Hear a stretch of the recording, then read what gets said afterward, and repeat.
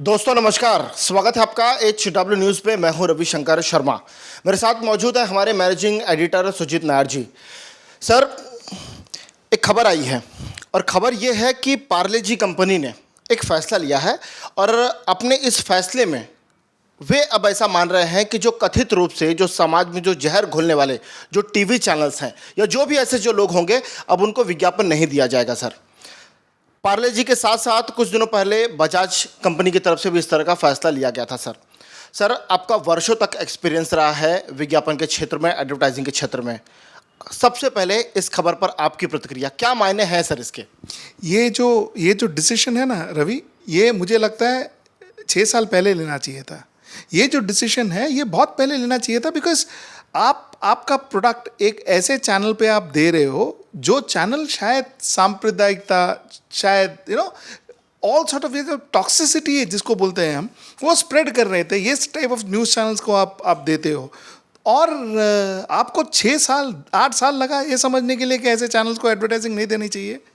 ये तो भला हो राजीव बजाज का, जो पहले उन्होंने आके बोला कि भाई ठीक है हम नहीं देंगे एड्स। उसके बाद बहुत जनों ने, आई थिंक पार्ले ने अभी फॉलो किया। अब 2-4 और ब्रांड आ जाएगा उसके साथ। लेकिन the point that I am trying to say is, हमने हमारे हमारे जो ब्रांड्स हैं, आज भी जो ब्रांड्स हैं, लीवर्स जैसे जो ब्रांड्स हैं, वो आज भी उनको ये सीख नहीं मिल रही है कि भाई सोसाइटी के प्रति भी उनको कोई एक जवाबदारी है।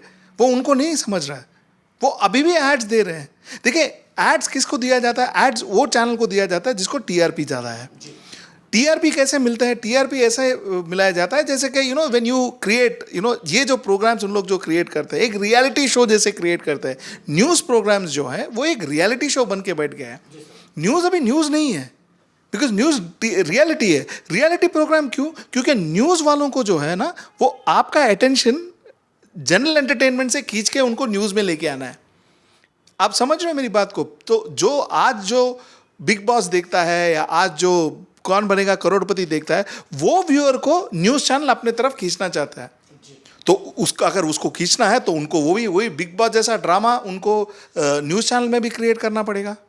तो आप जो आज देख रहे हो न्यूज़ चैनल में, वो कोई न्यूज़ नहीं है, वो ड्रामा है।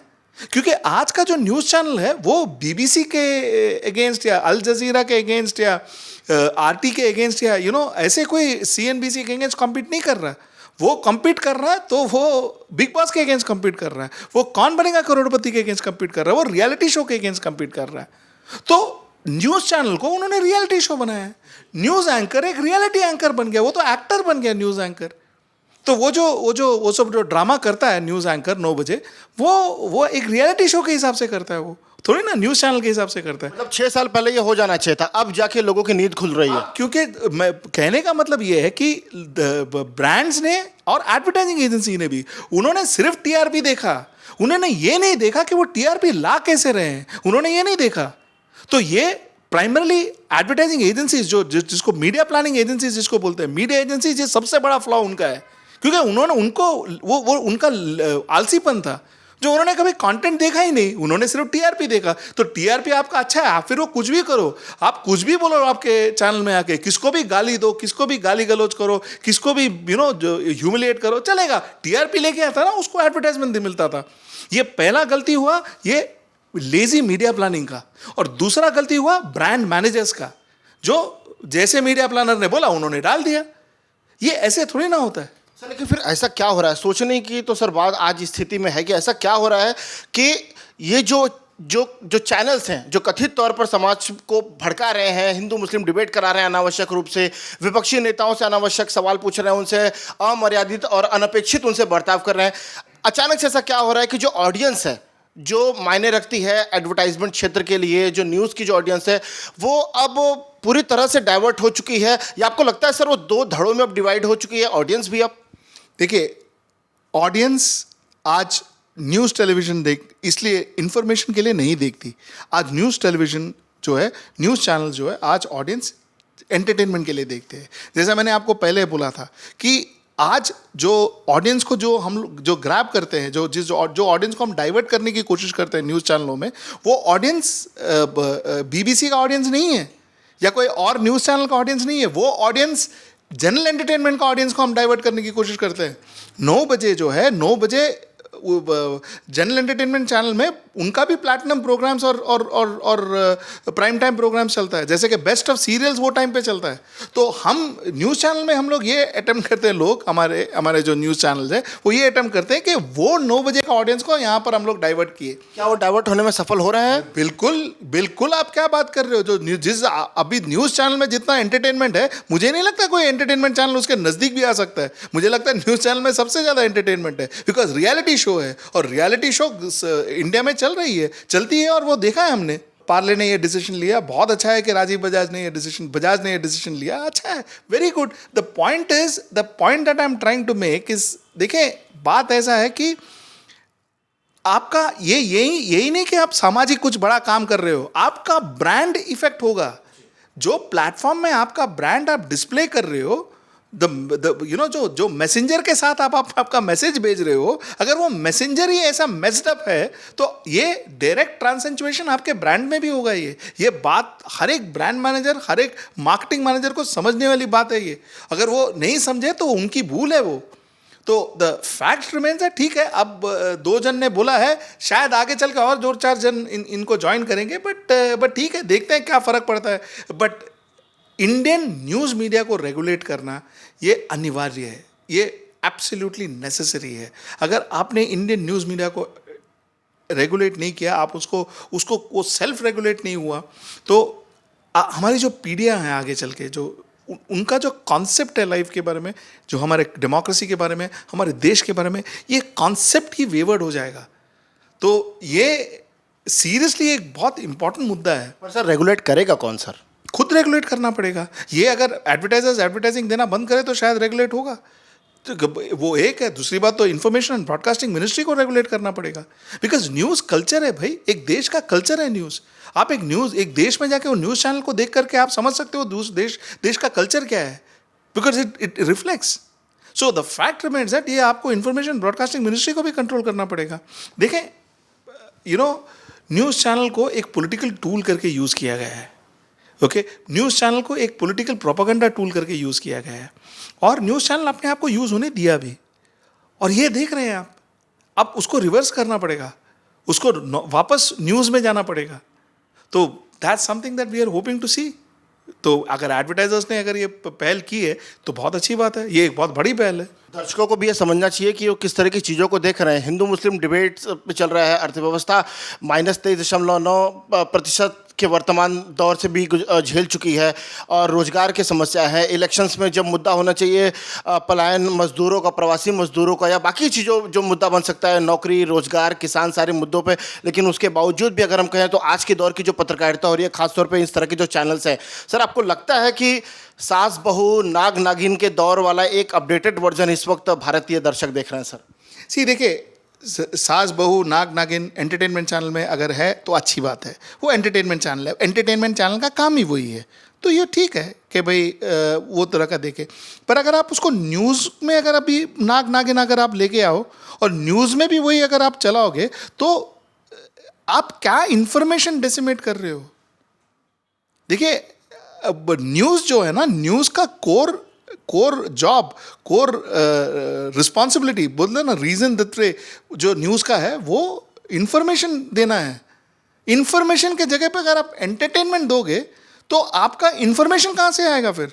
सर आपको लगता है कि न्यूज़ चैनलों के द्वारा इस तरह का एंटरटेनमेंट परोसने जाने से जो दर्शक है, जो अपनी राय बनाता है, जो सोचता है, वो अब कहीं ना कहीं दिशा भ्रमित होता हुआ नजर आ रहा है, इसलिए सवाल पूछने अब बंद हो रहे हैं लगातार? देखिए, दिशा भ्रमित हो रहा है कि नहीं दिशा भ्रमित हो रहा है, ये मैं बोलने, मतलब आई एम नोबडी टू से, बट एक चीज़ डेफिनेटली है रवि, ये है कि जो हमारे जो इन्फॉर्मेशन है, जो हमारा जो एक आउटलुक है, अब वो आउटलुक बहुत वियर्ड होते जा रहा है, वो आउटलुक बहुत स्ट्रेंज होते जा रहा है। वो आउटलुक, ये आउटलुक नहीं था पहले। हमारा सोचने का नज़रिया बहुत डिफरेंट होते जा रहा है, और ये शायद न्यूज़ चैनल्स के कारण हो रहा है, क्योंकि वो इन्फॉर्मेशन हमको फीड करते हैं। तो ये डेफिनेट है। हाँ, अगर वो सही है नहीं है, ये तो भारत के लोग डिसाइड करेंगे, मैं कौन हूँ तो डिसाइड करना। सर आज की तारीख में जिस तरह से, एक मेरा अंतिम सवाल भी है आपसे, जिस तरह से टीवी पत्रकारिता, खास तौर पे जिस तरह से आरोप भी लग रहे हैं, जिस तरह से टीवी पत्रकारिता आगे बढ़ती जा रही है, जिस तरह से जो कंटेंट लोगों के बीच में जा रहे हैं, आप एडवर्टाइजिंग के क्षेत्र से आपका जिस तरह से जो अनुभव रहा है, क्या लगता है आपको अगर इसी तरह से अगर सिलसिला लगातार जारी रहा तो आने वाला समय जो भारतीय दर्शक है, जो यंग है, जो न्यूज़ देख रहे हैं या जो न्यूज़ देखकर जो अपनी राय बनाते थे, आपको क्या लगता है सर आने वाला युग किस तरह का हो सकता है उनके लिए? रवि, मुझे नहीं मालूम। मेरे बचपन में मैंने बीबीसी देखा था, मेरे बचपन में मैं दूरदर्शन देखता था, मेरे बचपन में मैं एनडीटीवी देखता था, जो पुराना एनडीटीवी आता था दूरदर्शन में, वर्ल्ड दिस वीक वगैरह। मैंने वो देख के मेरा बचपन, मैंने वो देख के मैं बड़ा हुआ हूँ। और वो उसके अंदर 100%, 200% सिर्फ इंफॉर्मेशन हुआ करता था, सिर्फ इंफॉर्मेशन और कुछ नहीं, सिर्फ इंफॉर्मेशन हुआ करता था। और रिसेंटली तक मुझे लगता है, रिसेंटली तक अभी it was news was information. मज़ा आता था वो देखने को, वो इंफॉर्मेशन था। और शायद मैं आधे घंटे के लिए देखता था दिन में, 1 घंटे के लिए देखता था, क्योंकि 1 घंटे से ज़्यादा तुम इंफॉर्मेशन देख भी नहीं सकते। तभी कोई टीआरपी के लिए इतनी कोई भागदौड़ भी नहीं थी। तो 1 घंटे का जो न्यूज़ था वो मैं 1 घंटे देखता था, और वो 1 घंटे में मुझे बहुत बहुत इंफॉर्मेशन मिलता था।